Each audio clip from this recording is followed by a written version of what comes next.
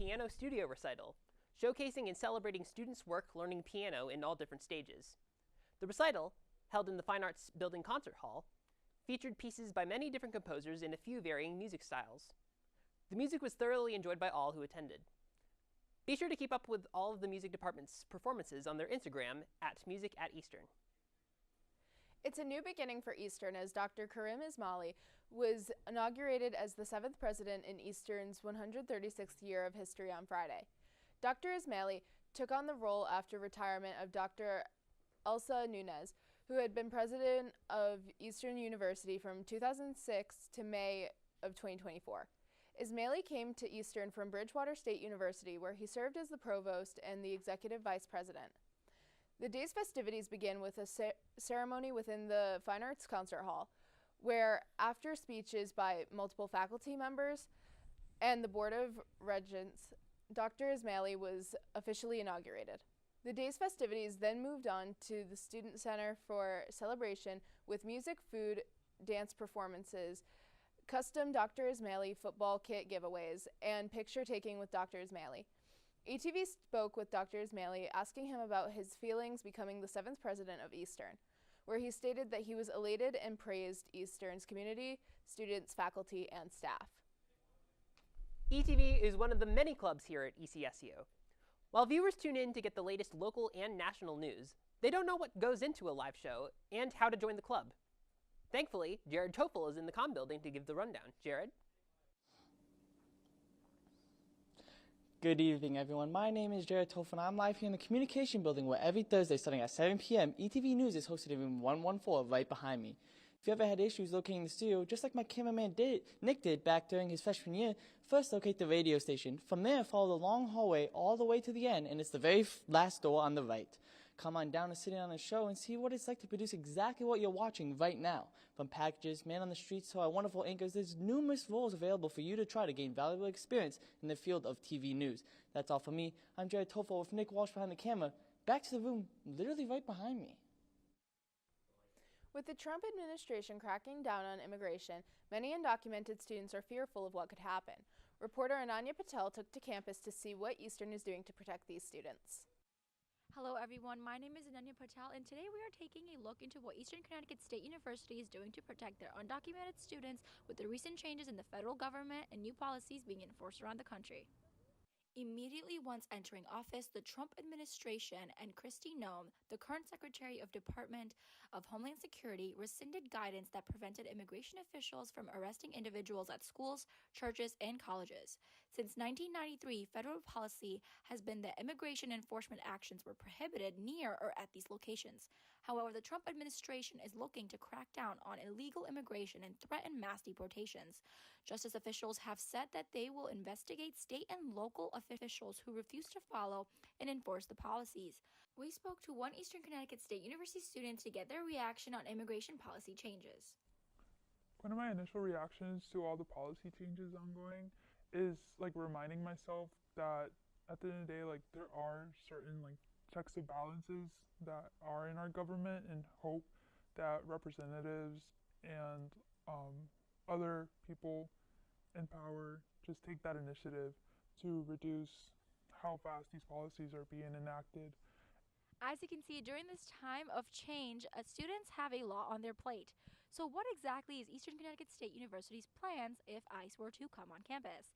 Luckily for students, the university's president and chief of police were very transparent about what they will do for students. Upon arriving back to campus earlier this year, students received an email from President Karim Ismaili that stated, quote, Eastern remains steadfast in its commitment to providing a safe, inclusive, and supportive environment for all campus community members, end quote, as well as reaffirming, quote, Eastern's unwavering commitment to celebrating diversity and fostering a climate of inclusion and respect, end quote. There are a few key procedures that will be enforced to show that the school's administration genuinely cares for these values. One being that if ICE agents are trying to access campus or requesting information, they must immediately be directed to President Karim's office or the Eastern Chief of Police. Also, in accordance with the Connecticut Trust Act, Eastern Police will not be making arrests or detentions due to warrants issued by ICE. So, do the students at Eastern Connecticut State University believe that this is enough? Do they truly feel safe on campus? Over time, I kind of started to see, like, kind of appreciate that he was recognizing what was going on, not just leaving that student body in the dump or wherever. So it was nice to see that he recognized what was going on, having all these teams come and, you know, put up these kind of letters or all these sayings, having like meetings, just any little thing was kind of, I think I was starting to appreciate it and, you know, be grateful that, you know, I'm in a school where these kind of things are being, you know, taken awareness of. It's good to see students proud about the university they attend, but there is still more that can be done. If you have more questions, please make sure to check out Eastern's website on the pages titled Protocol with Respects to U.S. Immigration and Customs Enforcement on CSCU campuses and the ICE Protocols and Campus Safety FAQs page.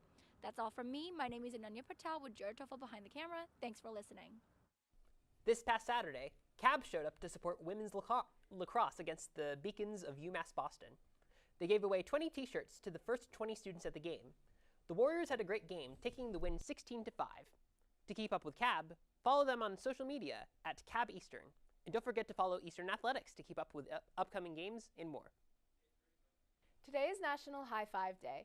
Many would agree there is nothing better than sharing a high five with a friend or peer. Kevin Gonzalez goes around campus sharing the joy of the gesture with Eastern students. Hi, I'm Kevin Gonzalez, and it's National High Five Day. So let's go get some high fives. Yeah, that's one. High five.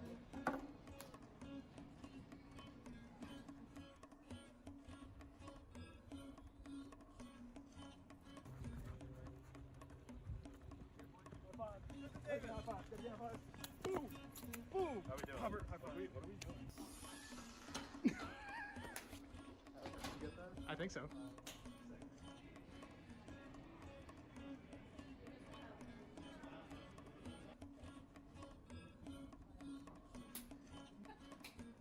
Okay.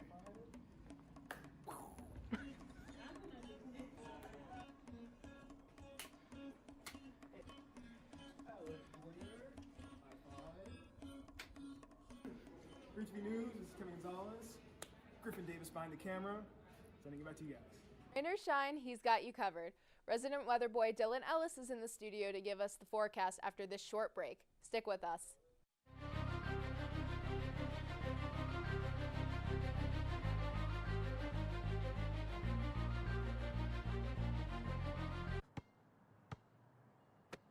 Bring it.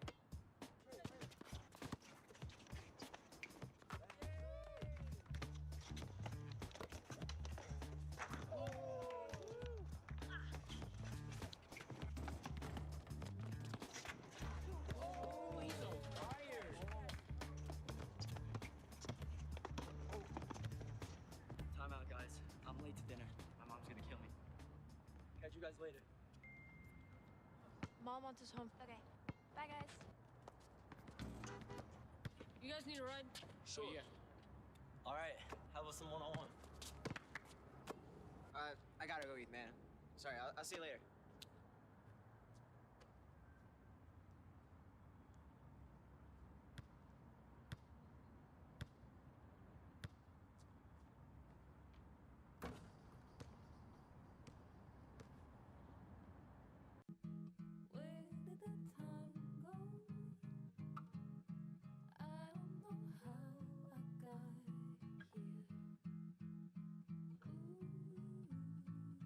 You've done the hard part. You quit smoking. Now do the easy part and get scanned for lung cancer.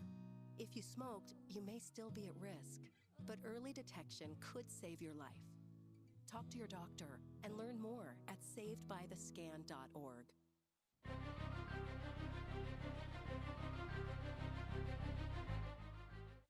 Welcome back.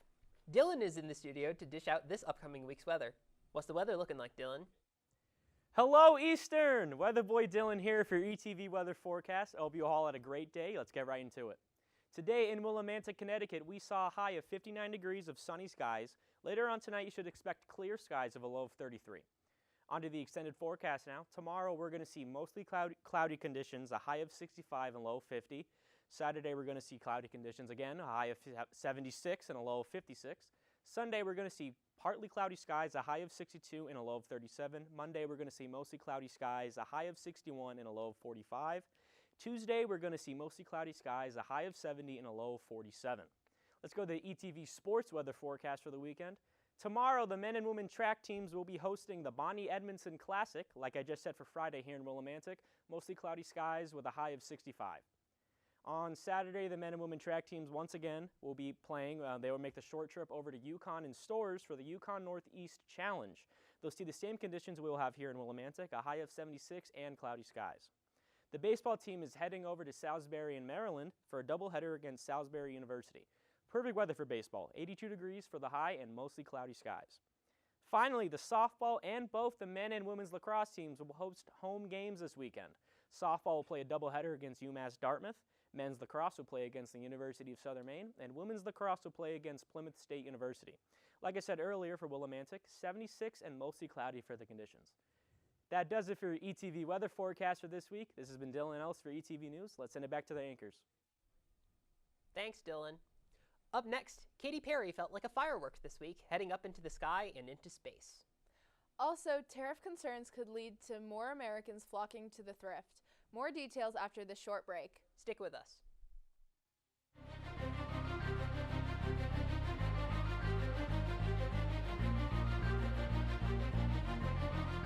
You can talk to me if you're feeling sad. Thanks for hearing me out, bro. Whenever you need to talk, I'm here, okay?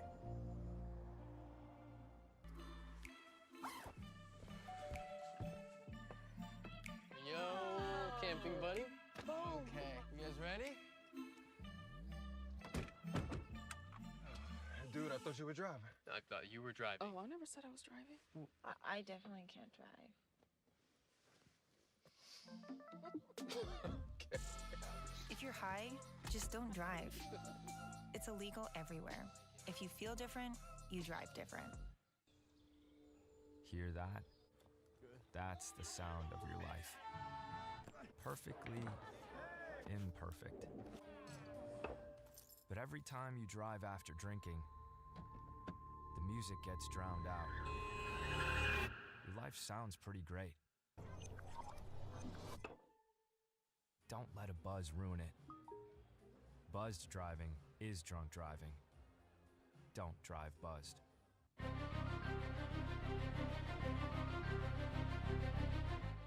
Thanks for sticking with us. Blue Origin owner Jeff Bezos welcomed back to Earth his fiancée, Lauren Sanchez, and crew member Katy Perry. Perry showed that she was happy to return back to Earth safely by kissing the ground.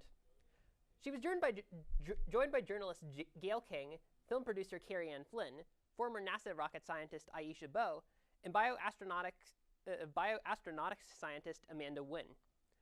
The crew went fully autonomous for the 10-minute journey. After landing, Perry said it was the highest high, and that she will definitely be writing a song about it. The island of Hawaii could be getting a shorter name. The Hawaii Board of Geographical Names has floated the idea of dropping the island of and shortening the island's name to just Hawaii. It would align with the official name with the other Hawaiian islands, which do not include island of. The board is asking for the public to weigh in ahead of its June 11th meeting. Taco Bell is bringing back a popular menu item, chicken nuggets. Nuggets will be available at Taco Bell starting next Thursday. And this time, the chain promises there will not be a near-instant sellout. However, the nuggets will only be around for 8 weeks, but if they are as popular as last time, there is a chance that they will become a permanent menu item. A new CDC study shows the autism diagnosis rate has increased among U.S. children. Their study found that about 1 in every 31 kids was diagnosed with autism by the age of 8 in 2022. That is up from 1 in 36 reported in 2020. Last week, the Department of Health and Human Services launched a massive testing and research effort with the goal of finding out the cause of the epidemic by September. Concerns about the U.S. economy and the Trump administration's tariff policies appear to be sending more Americans to secondhand stores. Owners of the Nest thrift store in Nevada says she's seen an increase in customers looking for more affordable options. The same trend has been noted nationwide. Consumer data found that people who shop at those businesses save nearly $1,800 per year. Kim Kardashian will head to France next month, but this trip isn't about fun and games. Rather, she will be in a courtroom. Kardashian will testify in a criminal trial regarding the 2016 burglary where she was bound and robbed at gunpoint. Multiple masked suspects were involved in the incident. It took place in a hotel room in a private mansion. Kardashian was in Paris for Fashion Week, and the thieves got away with about $10 million of jewelry. Up ahead, Kevin Gonzalez is in the studio to give us an update on Eastern athletics, so don't go anywhere.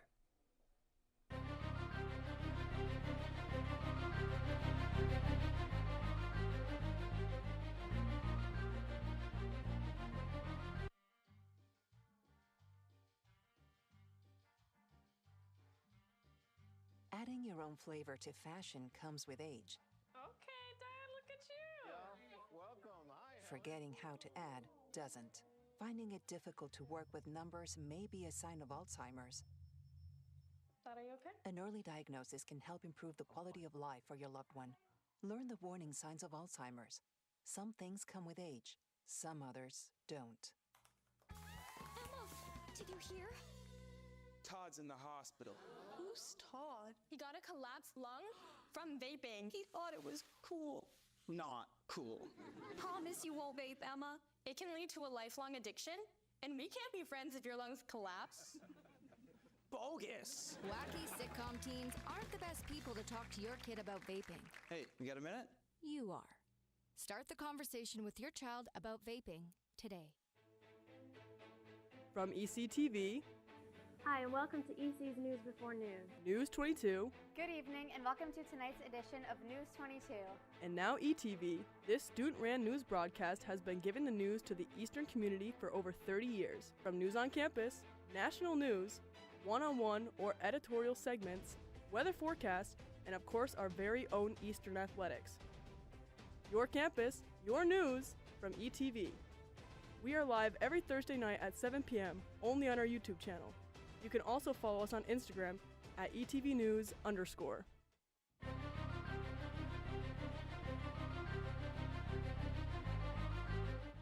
Thanks for sticking with us. Let's check in with Kevin to see what's happening around Eastern athletics this week. Hey everyone, another week of highlights, hard work, and competitive energy from the Warriors. Eastern softball had a midweek doubleheader against the University of Hartford. In Game 1, the Warriors were shut down 5-1 as Hartford threw a two-hitter and added 3 hits at the plate. Eastern got on the board early with a sac fly from senior Alexa Bone, but the Warriors were held to just 2 hits the rest of the match. But Game 2 told a different story as first-year Elizabeth Mitchell delivered a 2-hit shutout and an 8-0 5-inning win. The Warriors opened it up with a 7-run third inning, getting key doubles from sophomore Juliet Boa, first-year Sam Healy, and senior Maddie Suave, who cleared the bases with 2 outs. With the win, Elizabeth Mitchell improved to 7-6 on the season, winning her 3rd game and lowering her ERA to 3.02. Softball will be back in conference action this Saturday as they face off against UMass Dartmouth. Eastern lit up the board with a 22-6 7-inning blowout against Western Connecticut State University. Senior Emmanuel Zader opened the game up with a grand slam in an 11-run 6th inning, then added another RBI on a bases-loaded walk. Senior Ray Lizzoni launched his 7th home run of the season and scored 4 times, while senior Hank Prenders reached base 5 times. The Warriors are now on an 18-game win streak over the Wolves and improved to 8-2 in the LEC. The following day, the Warriors lost 9-3 in a non-conference matchup against Amherst College. Graduate Nathan Farino held the Mammoths to 2 early runs through 5 innings, but a 7-run 6th inning pushed the game out of reach. Senior Alejandro Serino reached safely with 26 straight game, with a double leading off the 4th inning and scoring the tying run, the singling again in the 6th. Sophomore Ian Moser also stood out with 3 hits and a walk and an RBI.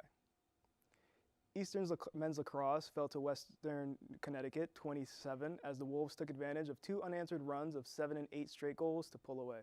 Junior Warren Channing scored early but was held in check the rest of the game by a physical defense. Sophomore Gregory Helinski manned the net with 16 saves, tying his highest set total this season. Eastern faces Southern Maine this Saturday in their last home game of the regular season. Eastern's women's lacrosse secured a big win against Rhode Island College with a final score of 18-6 within the first 5 minutes of play. 5 Warriors scored. Eastern goes on to improve 4-1 in its last 5 games. Junior Alexa Vizini contributed 5 out of the 18 goals. Graduate student Avon Lee LeBeau won 5 draws, pushing her career total to 297. The Warriors will battle it out against defending LEC champions Plymouth State this Saturday at 4 p.m. on Eastern's home turf.